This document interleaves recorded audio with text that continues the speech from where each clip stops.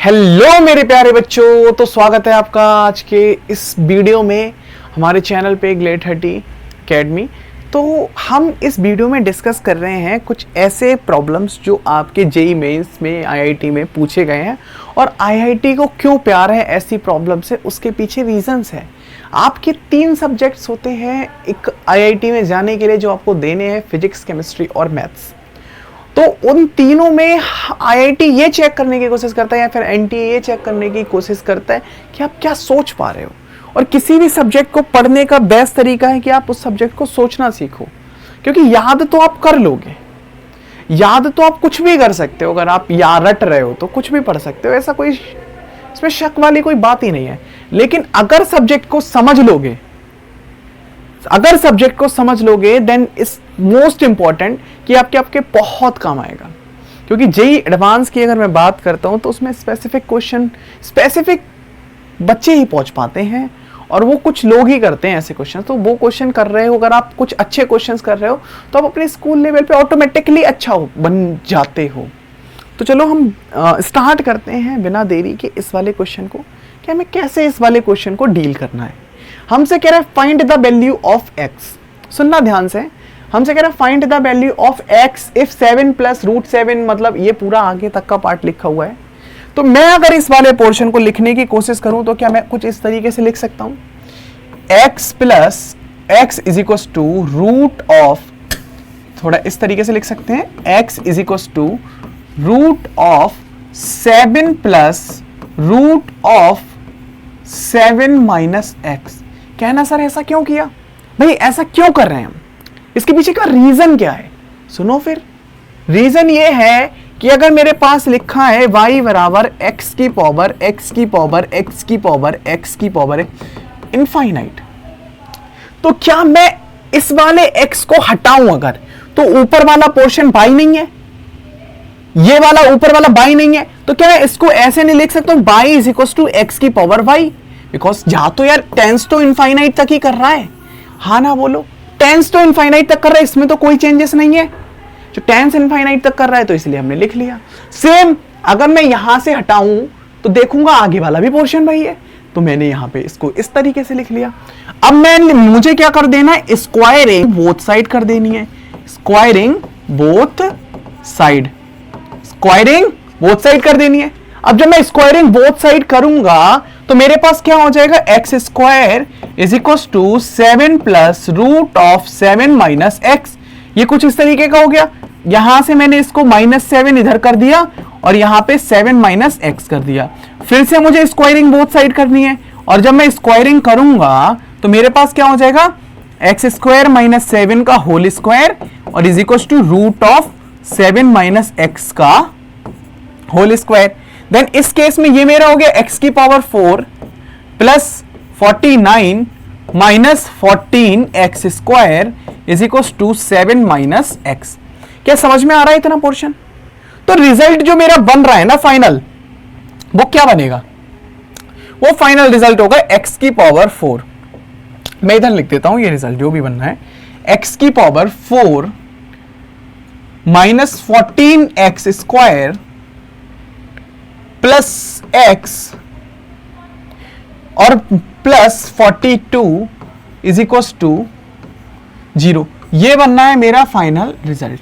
यानी हमको पता है कि हमारे x के 4 आंसर आ सकते हैं, बिकॉज ये 4 पावर की इक्वेशन है, तो हमारे 4 आंसर आ सकते हैं। अब 4 में से यार एक पॉसिबल आंसर कौन सा होगा, यही तो यहां का एक इंपॉर्टेंट केस है।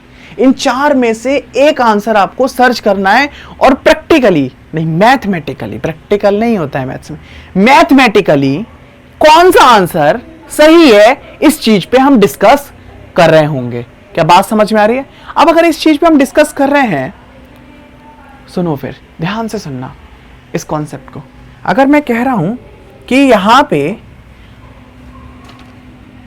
इसको सॉल्व करने का कोई एक तरीका, हम जनरली फैक्टर पुट करेंगे।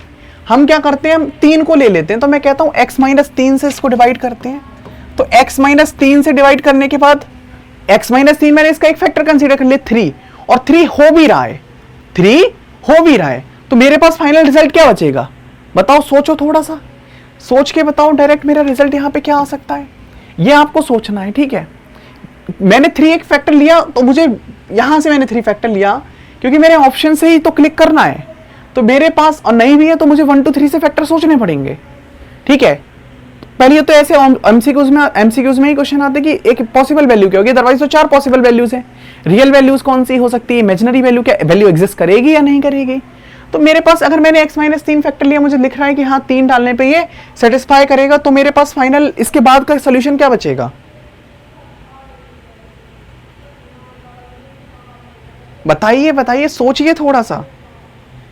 तो मैं इसका फाइनल सॉल्यूशन लिखूंगा x की पावर 3, x की पावर 3। नेक्स्ट स्टेप क्या आएगा मेरा, बताओ, plus 3x square minus 5x plus 14 is equal to, ये मेरा आएगा final step, minus 5x, x की पावर 3, x की power 3 plus 3x square minus 5x plus 14। तो अगर मेरे पास, सॉरी ये यहां पे माइनस 14 होगा, माइनस 14 इक्वल्स टू 0। इसको आप मल्टीप्लाई करके देख लो क्या सेम बन रहा है। अगर मेरे पास इतना आ गया तो एक और फैक्टर ले सकता हूं मैं, x माइनस 3, एक और फैक्टर क्या ले सकता हूं मैं, माइनस 2 ले सकता हूं, x प्लस 2।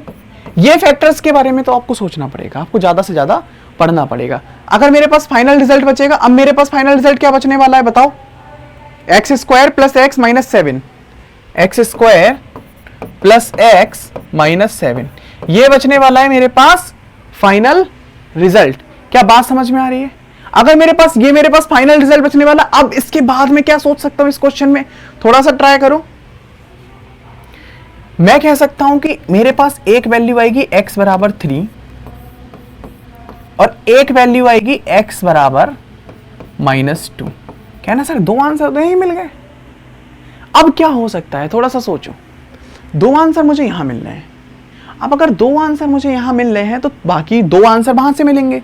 इसको भी सॉल्व करते हैं, तो इसमें x की वैल्यूज क्या आएंगी, -b, मैं डायरेक्ट सॉल्व कर रहा हूं, ठीक है, -1 plus minus under root of B square -4ac, तो ये प्लस हो गया अपॉन 2। तो x की वैल्यू आएंगी -1 प्लस माइनस रूट 29 अपॉन 2। तो बाकी x की 2 वैल्यूज ये आ गई। क्लियर हो रहा है। अब आप इस तरीके से देखो तो आपके पास कितने आंसर दिख रहे हैं आपको, बताओ। आपको इन तीनों में से, इन तीनों आंसर्स में से कितने आंसर्स दिख रहे हैं, 1 3 -2। तो आप कह सकते हैं यार ये दोनों ए और बी ऑप्शन है, मोर देन 1 करेक्ट। x की वैल्यू मुझे बताओ, फाइनल रिजल्ट में x की वैल्यू -3 आ -3 या 2। हम 3 पे तो टिक कर देते सही है, लेकिन -2 आंसर नहीं है। -2 इसलिए नहीं है, लेकिन एक सोचो आप, मुझे बताओ क्या किसी रूट के अंदर सब कुछ सॉल्व करने के बाद उसकी वैल्यू नेगेटिव आ सकती है? रूट सॉल्व करने के बाद उसकी वैल्यू कभी नेगेटिव नहीं आ सकती, समझ रहे हो। मतलब रूट को सॉल्व किया आपने 4 को, तो 2 आएगा, एक पॉजिटिव वैल्यू देता है, निगेटिव वैल्यू नहीं देता है। क्या बात समझ में आ रही है, हाँ या ना। क्लियर हुआ पॉइंट, इतना पॉइंट हम समझ चुके हैं, इतनी चीज हम अंडरस्टैंड कर चुके हैं। ये क्वेश्चन बहुत प्यारा क्वेश्चन था, इसमें x का एक ही आंसर है। अब ये क्यों नहीं पॉसिबल है, एक वैल्यू है -1 प्लस, अगर मैं रूट 29 को देखूं तो ये अप्रॉक्सीमेट 5 से ज्यादा वैल्यू है, मतलब मैं मान सकता हूं 5.5 के आसपास। तो -1 में 5.5 ऐड किया तो 4.5 अपॉन 2, लगभग 2.2 के आसपास आ रही है, ठीक है। तो मेरे पास जो वैल्यू प्लस हो रही है ना, तो क्या ये आंसर सही हो सकता है? लेकिन ऑलरेडी रेशनल वैल्यूज हैं, ये एग्जिस्ट ही नहीं कर पाएंगी इसमें। और अगर मैं माइनस वाली डालता हूं तो माइनस तो वैसे ही नहीं एग्जिस्ट करेगा। क्लियर हो रहा है पॉइंट। तो वो दोनों वैल्यूज एग्जिस्ट नहीं करेंगे और x बराबर 3 आपका क्लियर आंसर हो जाएगा। मुझे बताओ क्या ये प्रॉब्लम आपको समझ में आई, हाँ या ना। अगर समझ में आई है तो बहुत अच्छी बात है। ओके, मिलते हैं नेक्स्ट वीडियो में।